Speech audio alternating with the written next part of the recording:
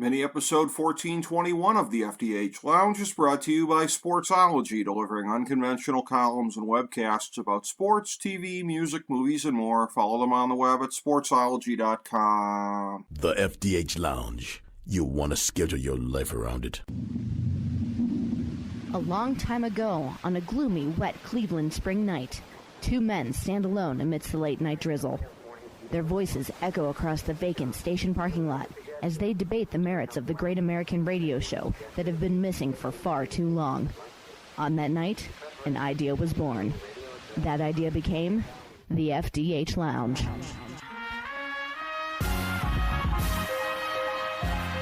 Welcome to the FDH Lounge. Hello, everyone. Welcome to FDH Lounge mini episode 1421. This is FDH Managing Partner Rick Morris here. And I have with us here today one of our favorite folks for talking football. It's one of our FDH Lounge dignitaries, the great writer, Fran Stuchbury from OurSports Central. And we always talk, in particular, college football with him, XFL, whenever it's the time to do that, as it will be again, I believe, in 2022.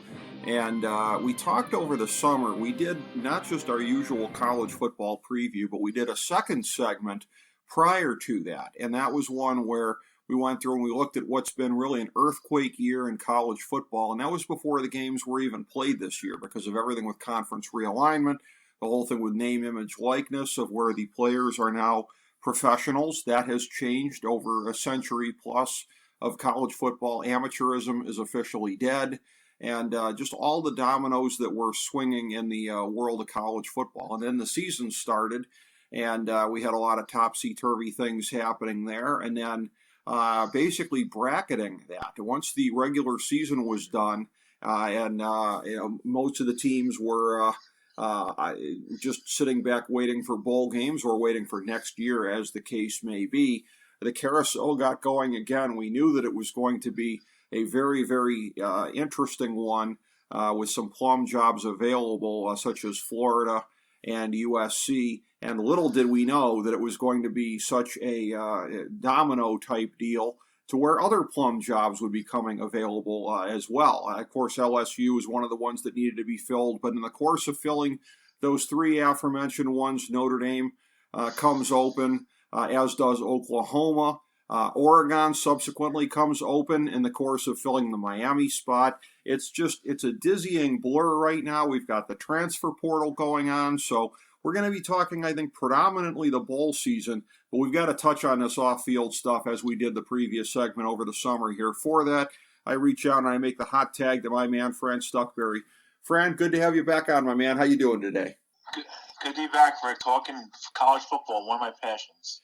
Absolutely. There's nobody better to do it with than you.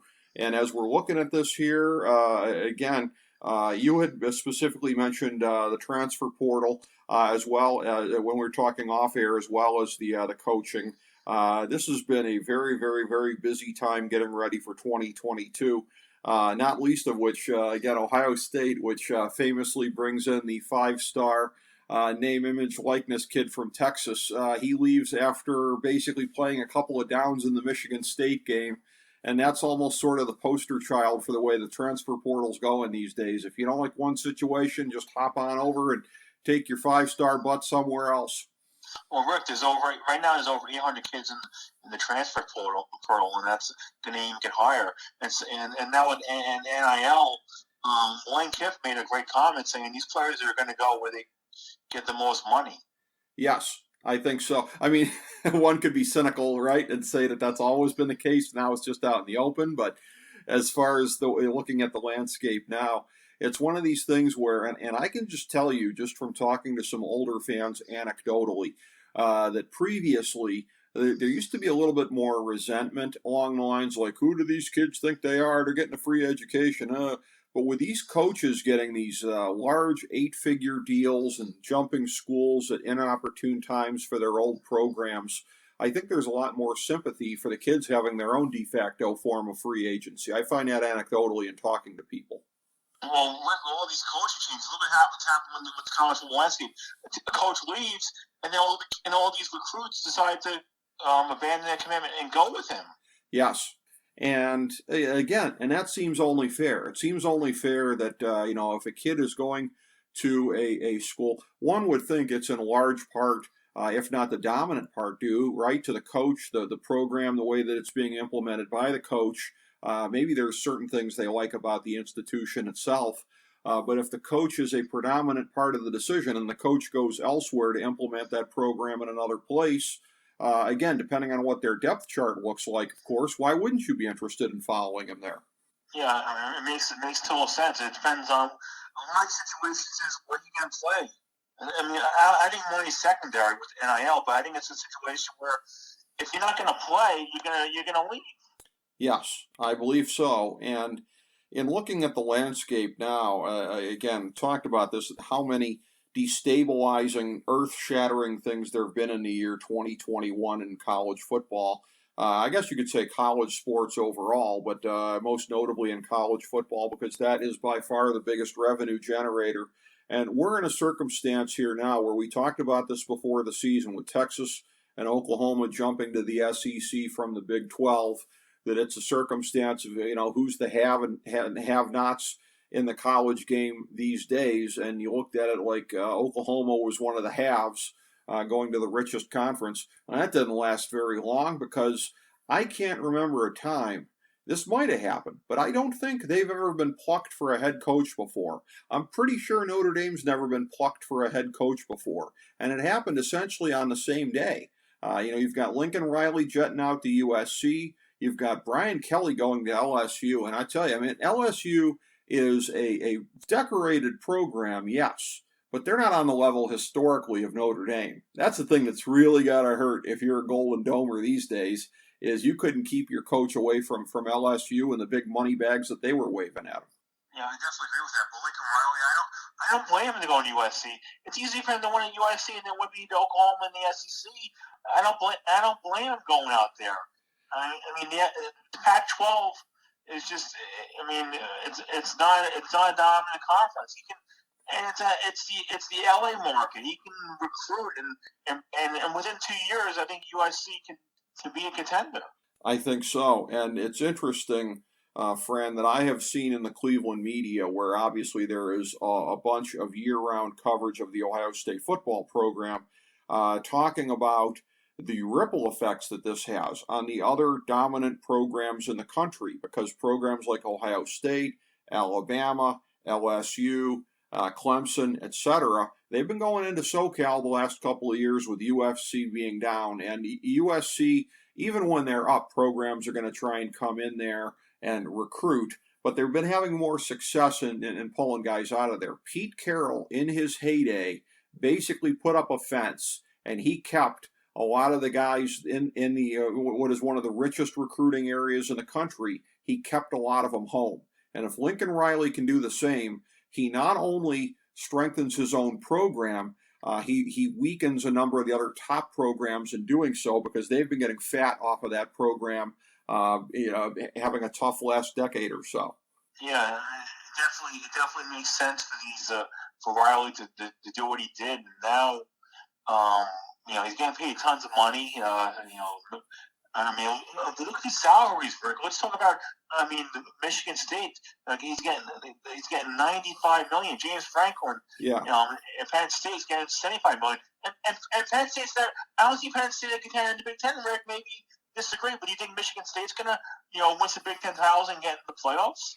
I don't see that, and that's a thing where, again, I think the situations, Fran, to me, are strikingly similar, because Penn State and Michigan State, they were afraid of getting plucked. They were afraid of, and quite frankly, I don't blame them, because there aren't a lot of, prime candidates that were out there.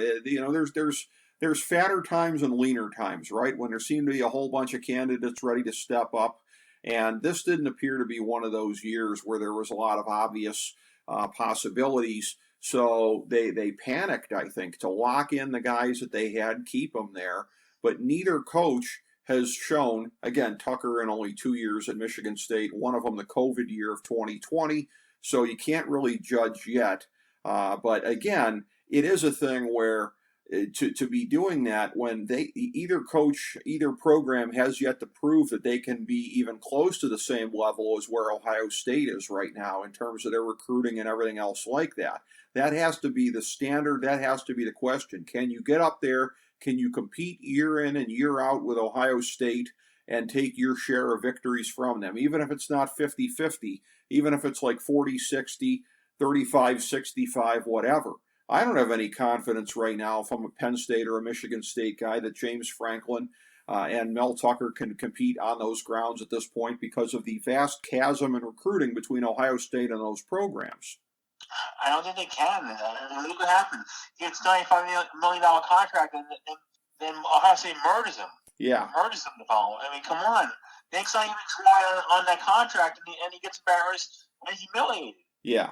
Yeah, that was not a good look at all. And that's a thing where, and I talk about this in terms of, this is not a good year in terms of obvious candidates to go get somebody to be a replacement at your program. The funny thing is that, a guy who would appear to be the prototype of one of these candidates any other year was almost too successful for his own good. Luke Fickell, he basically couldn't. There's no way this guy's going to leave behind the chance to coach a team in the college football playoff. But let's say Cincinnati had one loss this year, and they weren't going to be in the playoff. Luke Fickell could have been plucked by any of these other schools here. Probably Notre Dame, John. Yes, and that's the thing where going with Marcus Freeman at Notre Dame, promoting the defensive coordinator there, that's a very interesting one because, again, you're looking at a first-time head coach at the program, although, again, Oklahoma's doing the same thing, albeit, pulling Venables from Clemson. But first-time guys heading up those very esteemed programs, that's not what they like to do. They like to get somebody who's on the come-up. Brian Kelly really kind of fit the pattern by being successful previously at Cincinnati, Central Michigan. They like you to kind of earn your spurs at programs and kind of work your way up. And the fact that Notre Dame had to promote from within, the fact that Oklahoma couldn't get an experienced guy at the major college football level as a head coach to come in there, at least one that really met their standards. And again, great defensive coordinator, great recruiter, but still to have to do that just goes to show you that there weren't a lot of great coaching candidates available. Oregon ends up pulling the defensive coordinator from Georgia to be their new head coach. You're looking at programs, 3 programs right there that if they had their druthers, they'd be getting a guy who was coming off of a successful year at a smaller program, and none of those 3 programs ended up doing that. They had to get guys who were not the top guys in the successful programs this year. And Rick, until they expand the playoff fields, I don't see Notre Dame having any chance to even get in because they're not playing a conference championship game, Rick. But we're talking about Mario Cristobal going from Oregon to Miami. I mean, he's getting paid a ton of money. I mean, Miami's acting like the Miami old, spending tons of money. They're buying his contract out of Oregon. They're doing all these things, and now it's like, I mean, in a couple, he'll have 2 or 3 years. I mean, he doesn't win, he's gonna be gone. Well, there are very high expectations there, and that again, Miami is really stepping up, putting money into that program like they haven't done for quite a long period of time here. So again, they are expecting, and particularly, again, a very interesting timing with Cristobal going down there, Clemson having an uncharacteristic down year, because the Miami fans right now, they're greedy, they smell blood, and they look at it like, we want our program to be on at least an even keel with Clemson. And that's asking a whole heck of a lot. That's a mouthful right there to expect to be year in and year out, because this to me looks like it's a 1 year taking a knee kind of a deal for Clemson. They're going to be back next year. They're going to be reloading with the recruits that they got coming in.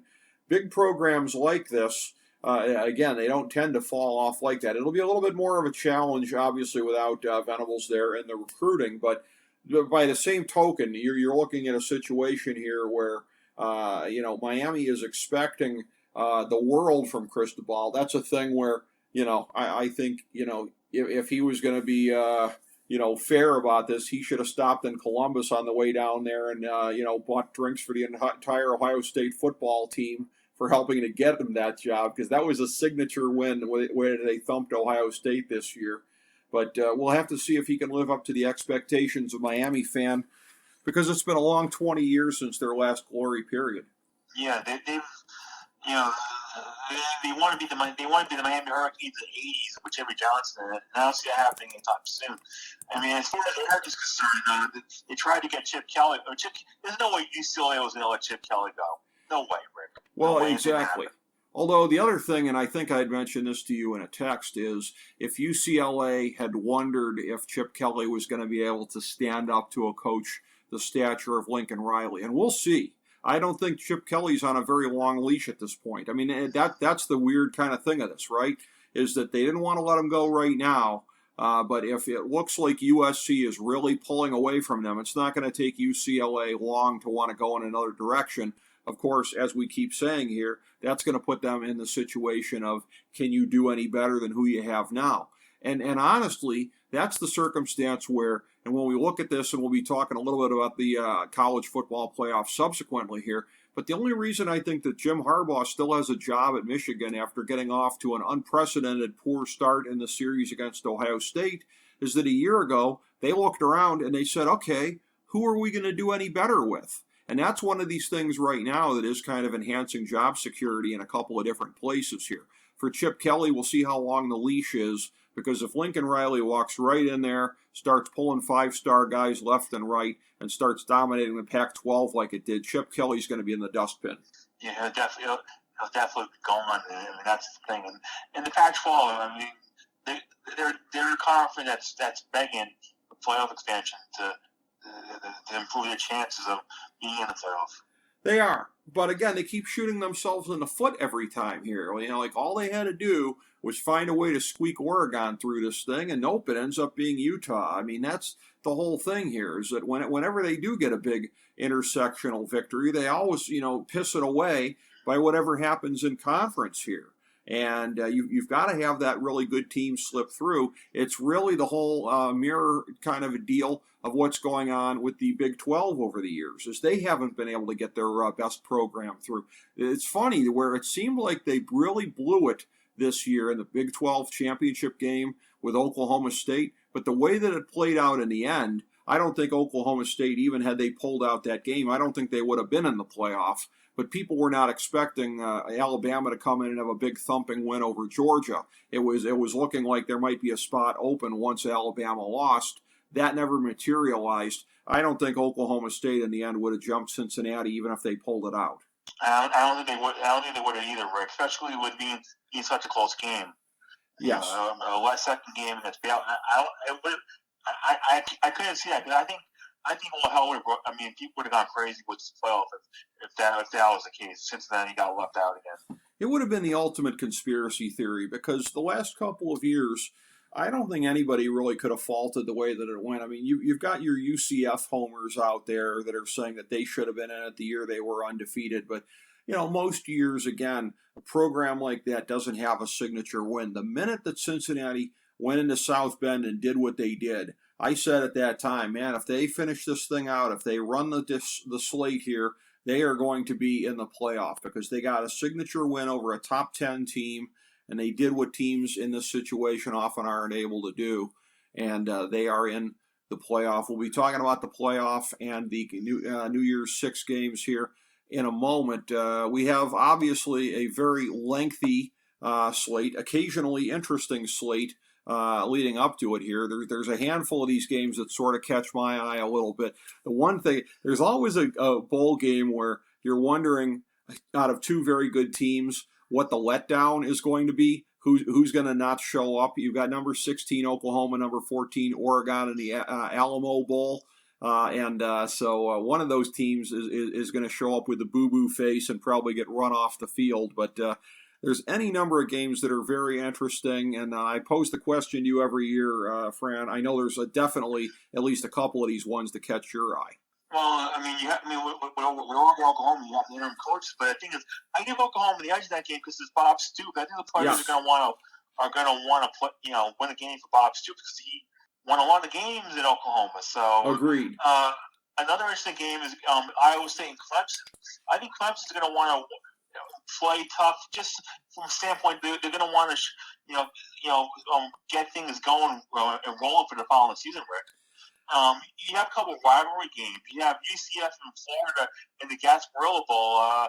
UCF, Florida has an interim coach. I think Florida's going to win that game, but UCF's going to, they may be motivated to play and to want to be Florida because they're going to be playing Florida in future schedules down the road. So yes, and then you have in my neck of the woods in Charlotte, your favorite bowl, the Mayo Bowl, North Carolina, South Carolina, and Sam Howell's playing. You want to know why? Because he underachieved. He was supposed to do like 9-10 games and complete and compete with Clemson for the AC championship. So you might as well play a game instead of sitting out, Rick. Yeah, might as well. That's going to be an interesting one. Yeah, you say that, but mayonnaise is actually one of the things I find most disgusting in this world, right alongside mustard. But we all have our own preferences on things. The day of December 29th in particular looks like it's going to be really interesting, as we've talked about 3 of the games from that day already. The Alamo Bowl, the game you were referencing, the Cheez-It Bowl with Clemson and Iowa State, which low-key, that's one where when you look at it, both teams are really very disappointing because Clemson at 9-3 is almost unthinkable.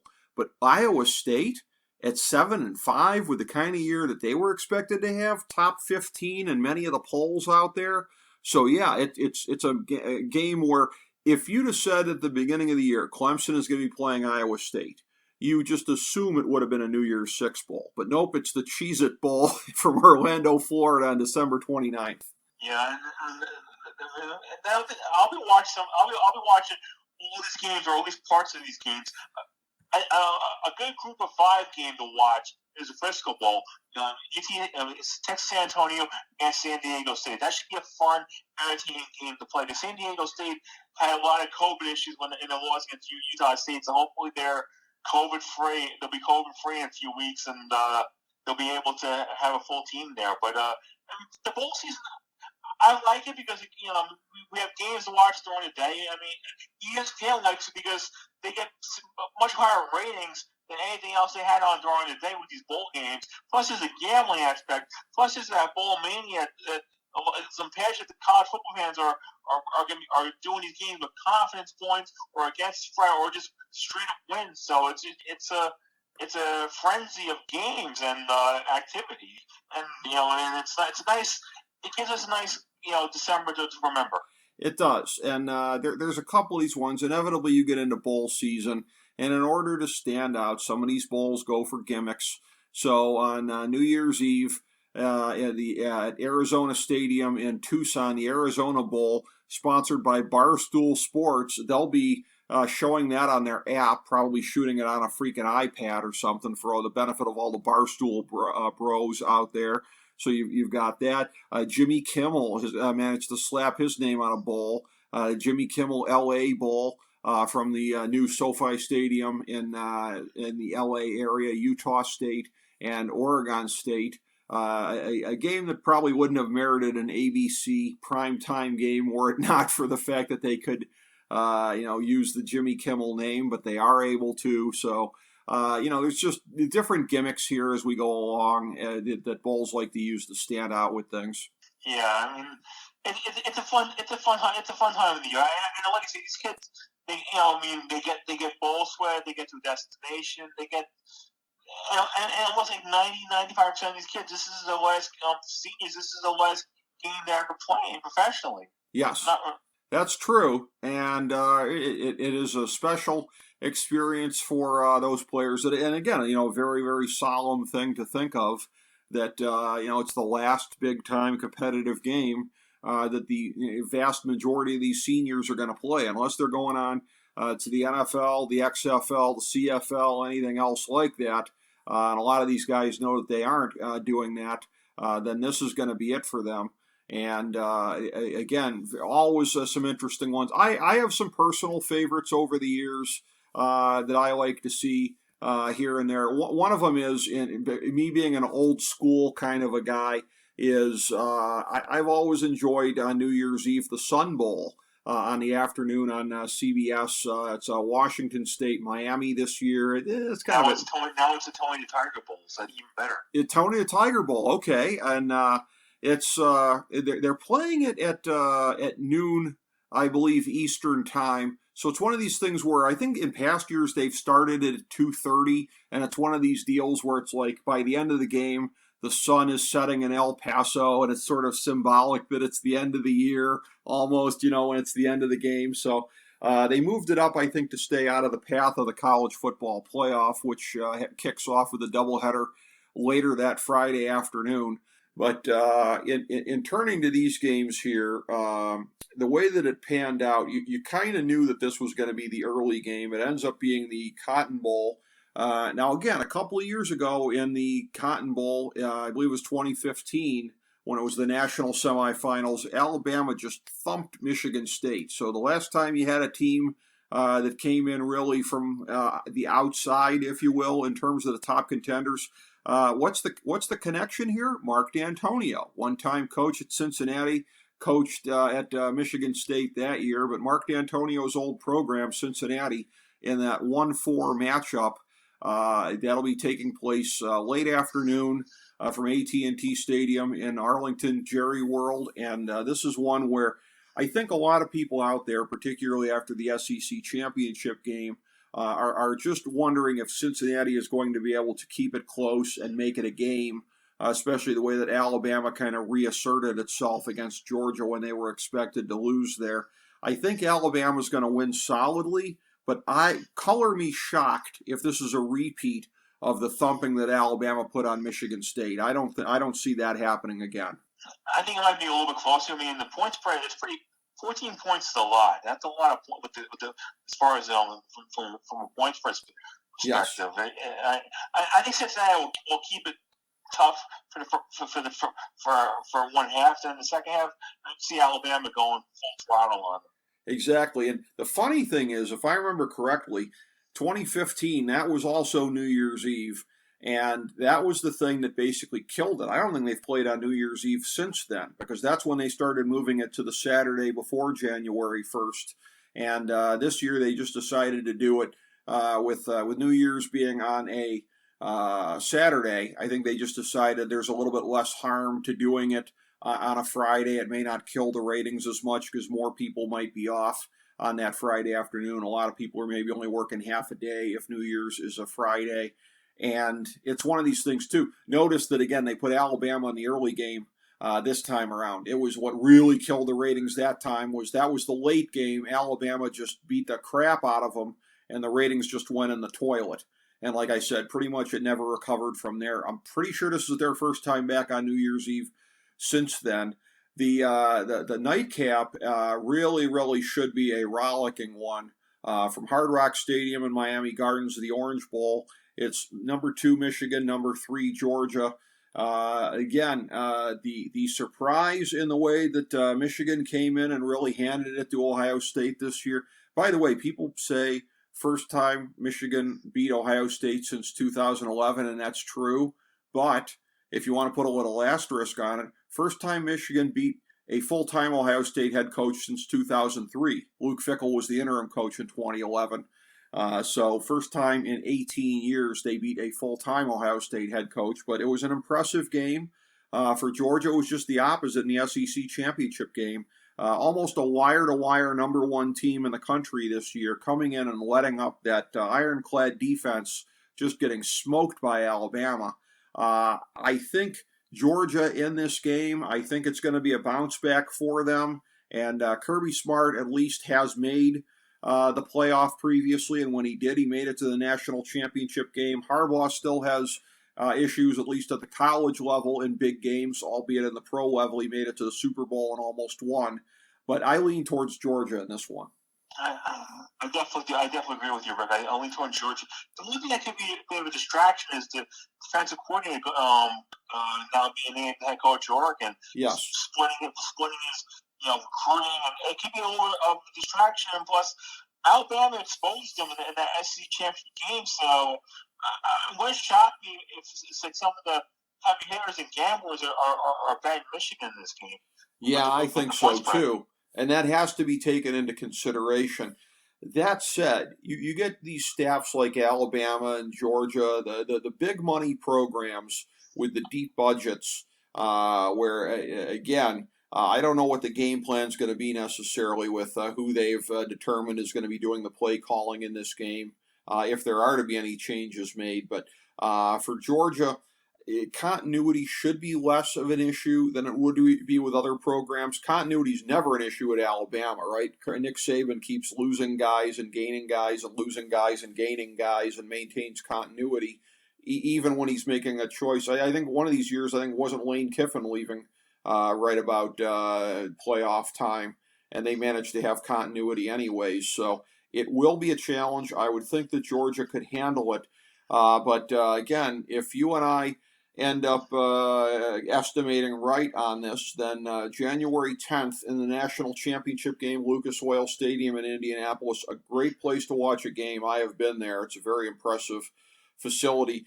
The national championship, it would be a rematch from the 2018 season between Alabama and Georgia. And again, it should be very, very, actually it was January of 2018, I believe, so the 2017 season. They have played in Atlanta, where so many of the clashes have come between them in SEC championship games. This time, the neutral ground of Indianapolis. And I think if Georgia can get past the distractions in the Michigan game here that you're talking about with the defensive coordinator, I think if they can do that, I think the motivation carries them over the finish line, and they finally get that signature win over Alabama. So I'll say Georgia Bulldogs if they can make it there, and I think they will. Well, also, a couple years ago, these teams played in the national championship, and that two-out tackle Yes. Leoba came off the bench and threw a bomb. And I'm going to lean towards Alabama here. Every time you want them out, they're like the New England Patriots. We can't get rid of them. That's right. That's right. Every time you look, Nick Saban and Bill Belichick, every time we think they're dead in the water, they're still alive. It's a cockroach you can't kill. That is absolutely right. Wonderful memory, Fran. That's actually the game I was referencing. Yes, sir, from the 2017 season in January of 2018. I remember I got a T-shirt from my brother's family. They live down in the area there. They got me one for when the national championship was there. And it's very, very interesting. At a certain point in time, right? Saban's getting older. Again, he's sort of withstood the challenges here. He's still been at the top of the mountain. But again, you look 10 years down the road, Alabama's not going to be where they are. And I think the likeliest team to probably pick up the slack and replace them is Georgia, because Kirby Smart, being the guy who, was the chief recruiter underneath him at the time, he's really rebuilt the Georgia program in the image of what Saban did at Alabama. I mean, I think Kirby is the guy to sort of take the baton from Nick Saban and maybe be the next number one guy in the sport. And again, I think it's going to start here, even though Alabama's clearly not done. They're going to be back the next couple of years in this, but that should be fun to watch it play out. Well, Rick, hopefully it does happen because people will be happy. But I wonder, from a rating standpoint, are people going to really care about two SEC teams in the national championship? RG3, he's pulling big time. During the bowl shows, he was pulling big time from Michigan. Picking Michigan to beat Georgia. Does a casual football fan really want to see two SEC teams play again in the national championship? Well, that's the thing, Fran, and I think you're absolutely right about that. I think the ratings would be much higher if it was Michigan-Alabama because, again, the Ohio State-Michigan game did monster numbers on Fox, as did Michigan State. And the whole thing here, too, of the fact that Michigan the last couple of years, we're really beyond that. I mean, when has Michigan won the big one? Even under previous coaches, it's been quite a long period of time. So Michigan being a program that's trying to claw their way back, are they finally getting there? They've been a team that's been close but no cigar, close but no cigar. That team against Alabama in the national championship game, I think that would be monster ratings. That said, I do think that if it's Georgia, also seen as a behemoth, if it's Georgia against, and I don't think this is going to happen, Cincinnati, I think that'd be a great number also. Cincinnati in the national championship game, talk about the ultimate Cinderella story. Those always play out well in March Madness ratings wise. I don't know that Michigan Cincinnati would be as big of a number, but if it's Georgia, if it's the team that, like I said, was number one most of the season against Cincinnati, I think that might do better than Georgia Alabama also. Yeah, I definitely agree. I definitely agree with you. The ratings will be through the roof. Yeah. And the ratings will be through. The ratings will be. People want fresh blood in the playoffs. We didn't have to deal. We thought a couple weeks ago we thought Alabama was going to go. We don't have Clemson. We don't have Ohio State. We thought Bama was on life support, and then they pulled it out, Rick. Right. And you've got a couple of the programs that were potentially in the mix for this thing until relatively late in the season, until at least mid-November. They are in some of the other New Year's Six bowl games, the alleged major ones here. You've got the Peach Bowl, number 10 Michigan State versus number 12 Pitt. You've got the Fiesta Bowl, number 5 Notre Dame versus number 9 Oklahoma State. That should be pretty interesting. As well as the Rose Bowl, number 11 Utah, number 6 Ohio State. And the Sugar Bowl, number 7 Baylor, number 8 Ole Miss. That one retaining the tie-ins between the SEC and the Big 12. And so, again, looking at this picture here, then it wasn't a year where you had to say, okay, where's the team from the mid-majors going to be playing? Well, they're in the playoffs, so you don't have to wedge them into one of the other games, which actually makes all the other games, these all look like they're going to be pretty close and competitive games to me. And I don't know if I buy it that the stakes are that much higher than they are most of the other bowl games here, but they're going to be very, very interesting for me to watch. Well, the game that actually been most intriguing with Ole Miss and Baylor, you have an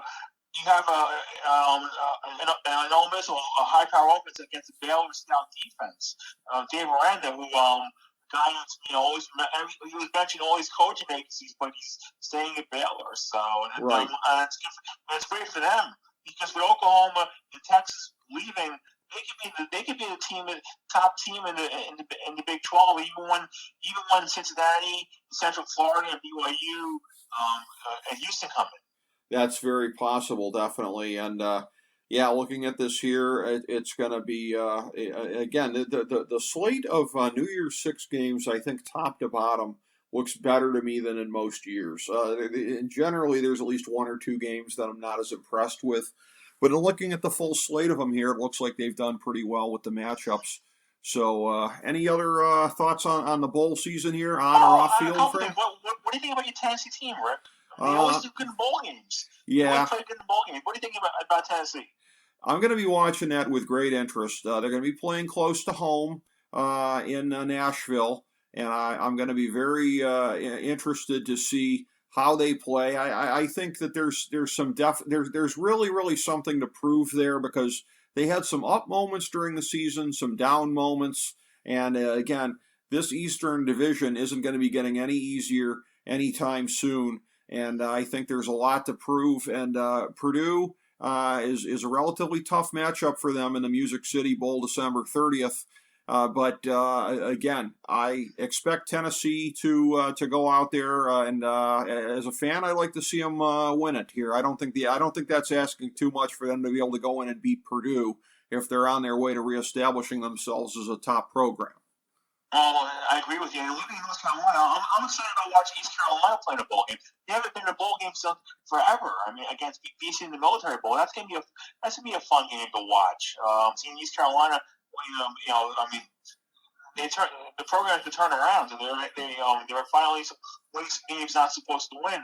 Also, we have to take a look at the military academy, seeing Army play in the bowl game against Missouri, and we have Air Force. They're always those teams are always fun to watch. Absolutely, and I know from our football segment we did last week, I know that FDH Lounge dignitary Derek Joseph is very aggrieved about what happened to his Army team this past week here in the Army-Navy game, and certainly that program is going to be looking for some payback. And when we're just talking about just fun bowls to watch, one of the ones that's always been for me over a period of time, and if I remember correctly, I don't think it took place last year. Maybe I'm wrong. The Hawaii Bowl. It's not a great matchup. It didn't. That's what I thought, because it's basically the Christmas Eve tradition here. And again, when another tradition is that the game is never generally that great of a matchup, as is the case here. The 6-7 Hawaii Rainbow Warriors against 6-6 Memphis. But again, it's a fun setting to watch a game in. I miss when the Pro Bowl was there on a regular basis. It's just fun to see the sights of Hawaii there, and so that's always a fun one to watch. It'll be funny. It's fun that they added another bowl game. I think the reason why they added the bowl game just so Hawaii can have a bowl game at home. Because Hawaii's the only team in this bowl season that has a losing record. Yes. That's probably the only reason they added another bowl game. Because I guess some they had to have every single team, which is fine. But Hawaii's the only team with a losing record in bowl season. Exactly. And by the way, as far as two very, very, very competitive teams. We talked about a previous game that is going to be taking place in Orlando when we referenced the Cheez-It Bowl of Clemson and Iowa State. Let's not sleep on the other team from the Hawkeye State here. The Hawkeyes themselves, number 15 Iowa against number 22 Kentucky in the Citrus Bowl on ABC January 1st in the afternoon, leading into the Rose Bowl and the Sugar Bowl. That's going to be an interesting matchup as well. Mark Stoops is somebody that I expected to be up for a couple of the bigger jobs out there, potentially even Oklahoma, where there are the obvious tie-ins. So, if he can build towards another strong year at Kentucky, he should really be a guy getting a sniff on some of the big jobs next year. Definitely, and also one thing we should talk about is the Celebration Bowl. Jackson State, Deion Sanders. Do you ever see Deion Sanders ever moving up to an FDH job? Absolutely. The way that things are going there, yeah. I don't see any reason that wouldn't be the case. And, that showcase game in what should be a very winnable game against the 6-5 South Carolina State Bulldogs, yes, that could be maybe another part of the launch that he would have towards a bigger job. Yeah, I can see because he's the FCS Coach of the Year. I can see because he was one of the guys for possibility for the TCU job. But just from a name standpoint, if Fleer see bombs, Florida State may beg him to coach the team in a couple years. Very possibly, you never know. But there's obviously a lot of great bowls, and again, a lot of great, as they say in the baseball world, hot stove league stuff with all the off-field things. Always a very intriguing time of year, and never anybody better to break it down with than you, Fran Stuchbury, our good friend from OurSports Central. Thank you so much for making yourself available to us here today. Thanks, Frank. Everyone, enjoy the bowl season. What are you going to watch? Soap operas or Jerry Springer? No, you have bowl games to watch. Enjoy it. That's right. Soap operas by and large are a thing of the past. I think we're down to like 4 of them now anyway. So, yeah, might as well watch the bowls. And they're going to be very, very good. I think, again, better even than usual across the board this year for whatever reason. So, very, very much so. Thanks very much, Fran, and thanks everybody for tuning in to FDH Lounge mini episode 1421.